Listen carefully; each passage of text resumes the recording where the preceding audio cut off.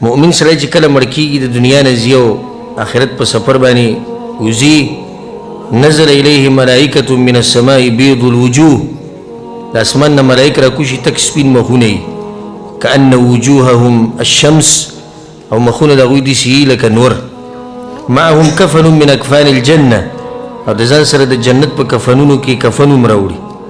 وحنوط من حنوط الجنه او د جنت په خوشبویانو کې ځان سره خوشبو هم راوړي د هغه په خوا کې کینی بیا ملک الموت راشي کوم چې مشر دی او د ساه اخلي حتی یجلس عند رأسه نو د دې سړي د سر په خوا کې کینی د چا چې زنکدني نو ورته وایي چې ایتها النفس الطیبه اخرجي الى مغفرة من الله ورضوان اے پاک سا روزه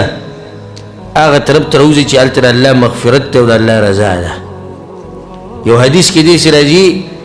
چې روزه الى روح وریحان روزه د خوشحالۍ ژوند ته د سکون او د اطمینان ژوند ته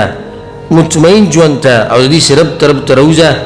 او دې رب طرف ته لاړه شه چې هغه ته ناراضي دی او دا غټ خوشحالي ده او غټ نعمت دی چې الله سبحانه وتعالی راضي شي زموږ الله سبحانه وتعالی زموږ نه راضي شي بیا د ده نه چې کله دا ساه وباسي نو د په لاس کې د نور ملایکې پرېني او ځان سره ویسي بره اسمانونو ته مې بره وخېږي اوږد حدیث دی ځکه اوس د حدیث به تفصیل کې لاړم نه دا خبره به رانه ښه اوږده شي خو په دې ځای باندې دا خبره ختمومه